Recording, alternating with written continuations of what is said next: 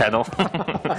Donc nous avons en avant-première d'exclusivité une des toutes premières boîtes de Dracomundis Qui est arrivé la semaine dernière. qui est arrivée la semaine dernière donc chez Asgard. Tout à fait. Alors, nous avons un des dignes représentants, ici on la personne d'Erwan, un jeu de Christophe Bollinger Un jeu de Christophe Bollinger, oui. qui est arrivé chez vous, qui est votre troisième production de jeu de plateau. C'est notre troisième jeu, donc après Eolis en 2007, Oko qui arrive en juillet, et donc Dracomundis qui arrive. Mais dites-moi jeune homme, cette boîte m'a l'air joliment illustrée.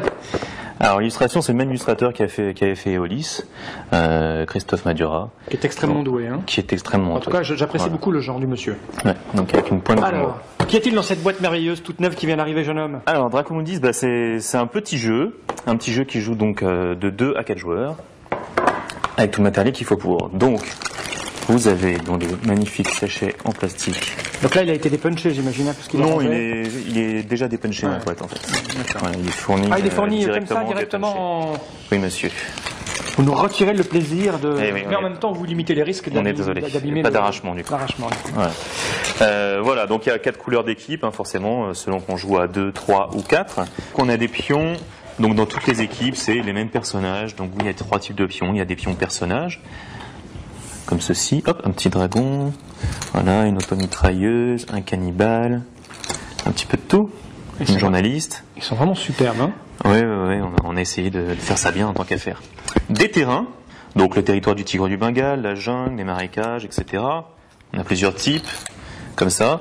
Et le dernier type de pion, c'est les pions objets. Il y en a un seul, c'est le piège à dragon. Et chaque joueur a les mêmes. Chaque joueur a les mêmes. Voilà, C'est voilà, la même équipe. Voilà. Ah, d'accord. Le principe général, c'est quoi? C'est un jeu de combat, un jeu de... Alors le principe général... Je vois pas de petits cubes en bois pour gérer des ressources. Alors il n'y a pas de chercher petits du blé cubes en bois. Je vais montrer un petit peu le matériel, un par avant chacun, parce qu'on va faire un déploiement, donc on garde ces pions cachés derrière un petit paravent. Puis-je en avoir un? Je vous en prie. Merci. Voilà, donc les règles du jeu, classiques. D'accord, il y a des... Il y a un résumé. Alors c'est un résumé sur les paravents de ce que fait chaque pion. Quand on a Parce que chaque pion a une particularité spéciale. Voilà. Et un plateau de jeu. Alors le plateau de jeu il se divise en 3 parties. Quand on joue à 2, on va utiliser cette partie-ci. Quand on joue à 3, ces deux-là. Et à 4, l'ensemble du plateau. Okay.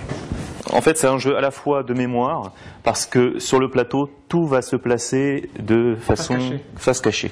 Donc aussi bien les tiens que les miens. Et dans le jeu, regarder un de ces pions, c'est une action. Donc on n'en a pas énormément, donc vaut mieux les économiser. Donc à la fois de mémoire et de stratégie, donc c'est un jeu de placement. Le jeu se déroule en 2 grandes phases. Donc la première grande phase, ça va être le placement. Donc la deuxième phase, c'est le jeu en lui-même. Alors les règles sont très simples, c'est-à-dire que en fait chacun de notre tour, on va avoir 2 actions. Sur l'objectif du jeu, en gros, c'est de cumuler le plus de points de victoire possible. En allant prendre des pièces. En allant explorer la jungle, donc soit en prenant des pièces à l'autre, ou alors en prenant des dragons, parce que le but c'est quand même la grande chasse aux dragons qui est organisée dans la vallée de Dracomundis.